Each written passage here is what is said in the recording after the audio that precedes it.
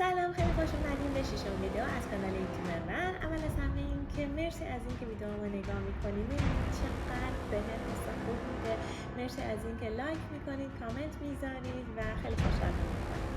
خب حالا اگه بخوایم بریم سراغ سخنرانی امروزمون، ویدیو امروز در مورد خلاصه سخنرانی تد تاک آقای رابرت جی والدینگر هست در مورد موضوع اینکه چه چیزی یک زندگی رو خوب میکنه، درسایی از طولانی ترین تحقیق درباره شادی. اگر بخوام خلاصه ای از آقای رابرت جی والدینگر بهتون بگم، ایشون روانپزشک و روانکاو آمریکایی هستن، استاد روانپزشکی دانشگاه هاروارد هستن، مدرک خودشون هم از دانشگاه هاروارد گرفتن، از بنیانگذاران بنیاد تحقیقات در مورد طول عمر هستن و همچنین اینکه مدیر مطالعه رشد بزرگسالان در بیمارستان عمومی ماساچوست هستن. ایشون نویسنده کتاب زندگی خوب هست هم می باشن. ایشون تد تاک خودشون رو اینجوری آغاز میکنن که چه چیزی هست که در طول زندگی ما رو شادتر و سالمتر نگه میداره. اگر همین الان میتونستین زمان و انرژی خودتون رو صرف و خرج یک مسئله بکنین که باعث بشه شما در آینده زندگی شادتر و سالمتری داشته باشین، اون چی بوده؟ طبق یک نظرسنجی که از جوانها انجام دادن، حدود 80% از جوانها هدفشون از زندگی این بوده که پولدار بشن. 50% از همین جوانها در درجه دوم پاسخ دادن که دوست دارن که مشهور بشن و هدفشون از زندگی این بوده. یه مطالعه از طرف دانشگاه هاروارد بر روی انسان‌ها انجام شده که اون رو میتونیم طولانی ترین مطالعه بدونیم که برای آدمیزاد انجام شده و اسمش هست The Harvard Study of Human Development که در این مطالعه اومدن 75 سال زندگی 724 نفر از انسان‌ها رو مورد مطالعه قرار دادن. همچین مطالعه خیلی نادر هست به خاطر اینکه در طول 75 سال ممکنه که خیلی از آدم‌ها دیگه اصلا نخوان مطالعه رو انجام بدن یا اینکه فوت بشن یا پژوهشگران نخوان مطالعه رو انجام بدن یا اینکه بودجه مناسب نباشه و خیلی مشکلات ممکنه که پیش بیاد. ولی این مطالعه خوشبختانه ادامه پیدا کرده و همین الان حدود 60 نفر از اون 724 نفر باقی موندن که این مطالعه روی اونها داره انجام میشه و خیلی از اونها بالای 90 سال سن دارن. خب حالا این مطالعه چی بوده؟ از سال 1938 ما دو گروه از آدم‌ها زندگیشون رو در نظر گرفتیم و گروه اول دانشجویان دانشگاه هاروارد بودن که در ترم 6شون بودن و بعد از اینکه درسشون هم تموم شد به خدمت جنگ در اومدن و گروه دوم گروهی از پسرانی از فقیرترین منطقه توی بوستون بودن که حتی جا و مکان و آب گرم و سرد هم برای زندگیشون نداشتن. در طول این مطالعه که انجام شده خیلی از این بچه‌ها بزرگ شدن. ما وقتی که نوجوان بودن به خونه پدر مادرشون میرفتیم، حتی با والدینشون هم مسابقه رو انجامش میدادیم، اما بعد از اینکه اینها بزرگتر شدن خیلی از اونها کارمند کارخونه شدن، بعدشون کارگر کارخونه شدن، بعدشون وکیل شدن، دکتر شدن، مهندس شدن و حتی یکی از اونها رئیس جمهور آمریکا شد. و عده‌ای هم از طرف دیگه شیزوفرنی گرفتن، بیماری‌های اعصاب و روان گرفتن و اینطوری بود که خیلی از اونها روند صعودی رو طی کردن و عده دیگه هم روند نزولی و سقوط رو طی کردن. هر 2 سال یک بار ما یه سری سوالاتی رو برای این آدم‌ها میفرستادیم، حتی اسکن مغزی ازشون انجام میدادیم، مدارک پزشکیشون رو میگرفتیم و نتیجه‌ای که تمام این مطالعات برای این انسان‌ها داشت، نتیجه واضح و مشخصی که داشت این بود که روابط خوب زندگی شاد و سالمی رو برای انسان‌ها به ارمغان میارن. ما از این تحقیقات 3 درس دیگه هم گرفتیم. اولیش این بود که روابط اجتماعی واقعا برای ما خوب هستن. اونا تنهایی‌مون رو از بین میبرن. آدمایی که گوشه‌گیر هستن به نسبت که آدمایی که خوشحال اجتماعی هستن خوشحالی کمتری رو حس میکنن. در سنین بالا سلامتی افراد اجتماعی کمتر به خطر میفته. کارکرد مغزشون دیرتر مختل میشه و همچنین این که آدمای اجتماعی زندگی طولانی‌تری نسبت به آدم‌های گوشه‌گیر دارن.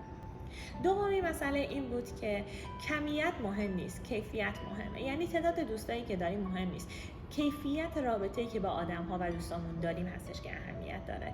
در واقع در سنین بالا میزان کلسترولی که آدم‌ها دارن و اندازه‌گیری کلسترولی که آدم‌ها دارن که چقدر بالا یا پایینه، اینو نشون نمیده که چه مقدار بیشتر اون آدم عمر خواهد کرد، بلکه کیفیت روابطی که داره اینو به ما نشون میده. روابط خوب و نزدیک از انسان‌ها محافظت میکنن. وقتی که شما پیرتر باشین، اگر که دردی داشته باشین، وقتی هم که تنها باشین، اون درد رو بیشتر حس میکنین، به خاطر اینکه کسی دور و برتون ندارین و احساس تنهایی میکنین و اون درد بیشتر حس میشه. سومین درس و نتیجه‌ای که گرفتیم از این تحقیقات این بودش که روابط خوب فقط روی جسم ما تاثیر ندارن، بلکه روی کارکرد مغزمون هم تاثیر میذارن.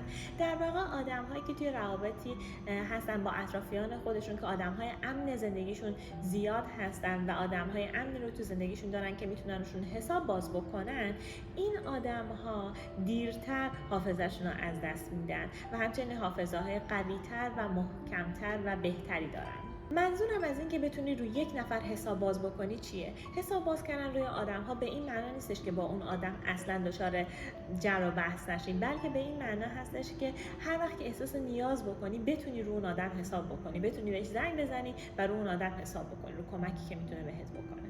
حالا چرا این مسئله که روابط خوب انقدر روی سلامت ما تاثیر میذاره و حتی باعث طول عمر بیشترمون میشه، انقدر روش ازش چشم پوشی میشه و بهش توجه نمیشه؟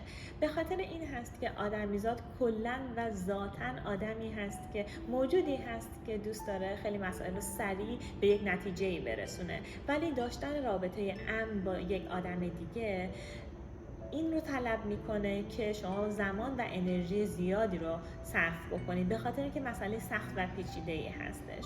در حالی که خیلی از آدم‌ها تصور میکنن که سخت کوشی و رسیدن به شهرت، معروفیت و ثروته که یک زندگی سالم رو براتون به ارمغان میاره، در واقع این اونطور نیست و این نتیجه 75 ساله روی زندگی آدم‌ها به ما این نشون میده که داشتن روابط خوب با آدم‌ها، با دوستانتون، با جامعه، با خانواده هست که باعث زندگی سالم و طولانی تری برای شما میشه. حالا چطوری میتونیم این روابطمون رو تقویت بکنیم؟ راه حلش اینه که بیشتر به جای اینکه اسکرین تایم داشته باشین و گوشیتون رو بالا پایین بکنین، پیپل تایم داشته باشین و زمانتون رو با آدم‌ها سپری بکنین. در واقع با آدمایی که دوستشون دارین و دوست دارین که تو زندگیتون باشن، براشون وقت سپری بکنین، باهاشون با بیرون برین، قدم زدن شبانه، صحبت شبانه، حتی تلفن کردن به یه فامیل، دوست یا آشنایی که مدت هاست که بهش زنگ نزدین و تلفن نکردین، باعث بهبود روابطتون میشه و سعی بکنین که تجربیات جدیدی رو با آدم‌هایی که دوستشون دارین و دوست دارین که تو زندگیتون باقی بمونن رو داشته باشین. یک نقل قول هست از آقای مارک توان که توی اون میگه زندگی خیلی کوتاهه، وقتی برای عذرخواهی و دلشکستن وجود نداره، فقط وقت برای دوست داشتن هست و دوست داشتنه که باقی بمونه. پس یک بارم که شده بیاین راجع به دوست داشتن صحبت بکنیم. یادتون بمونه زندگی خوب با روابط خوب ساخته میشه. حالا که موضوع این تک تاک در مورد چگونه ما یک زندگی شاد داشته باشیم هستش، دوست دارم یک نگاه کوتاه و اجمالی رو هم روی تک تاک آقای سام برنز داشته باشم که در مورد فلسفه من برای یک زندگی شاد هست. آقای سام برنز دارای بیماری پروجریا بودن که توی کل دنیا فقط 350 تا کودک این بیماری رو گرفته بودن و انقدر این بیماری نادری هست و اون هم بیماری پیری زودرسه که ایشون متاسفانه الان فوت شدن، یعنی در 17 سالگی فوت شدن. آقای سام برنز مصاحبه‌های تلویزیونی، رادیویی، پادکست‌های بسیاری داشتن، حتی در موردشون یه دونه فیلم ساخته شده The Life According to Sam ازش که بهتون پیشنهاد میکنم اینو ببینید. توی این تتاک آقای سام برنز به 3 تا نکته اشاره میکنه که فلسفه زندگیشون برای داشتن یک زندگی شاد بود. اولین نکته این هستش که 1. من به آنچه که نمیتوانم انجام دهم راضی هستم. 2. خودم را در میان افرادی که دوست دارم با آنها در ارتباط باشم قرار میدهم. 3. دائما به سمت جلو حرکت میکنم. شجاع بودن سخته ولی تلاشمون رو بکنیم. امیدوارم که از دیدن این ویدیو لذت برده باشین. اگر نقدی، سخنی، انتقادی دارین برام توی قسمت کامنت ها بنویسید. خوشحال میشم که دکمه سابسکرایب رو بزنید و حالا شما بهم بگید چه چیزی هست توی زندگی که باعث شادی در شما میشه. امیدوارم که خوب و خوش باشین و تا برنامه بعدی خداحافظ.